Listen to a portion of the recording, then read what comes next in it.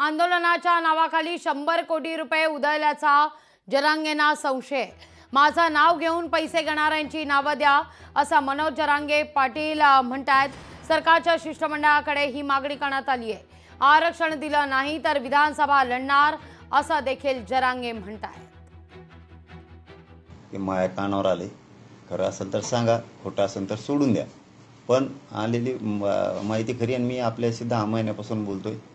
तुम्ही चतुर माणसं आहे सगळे, कारण खोटं बोललो की तुम्ही तेव्हा धरताना प्रत्येकच मी बोललेलो खरं झालेलं। मला ऐकायला म्हणजे डीपमध्ये माहिती मिळाल्यावर मी बोललो की खरं असेल तर मला सांगा बाबा, मी घेतले असले तरी सांगा, माझ्या नावावर कोणी काही केलं असलं तरी सांगा, पण माझा समाज बदनाम नको। माझ्या गोरगरीब मराठ्यांनी खरं सांगतो मला शेतातला एक एक रुपया कष्टाचा करून कार्यक्रम केलेले, माझ्या समाजाच्या जीवावर होणार असलं तर हे मात्र चांगलं नाही। ते खरं असेल तर मला माहिती मात्र द्या।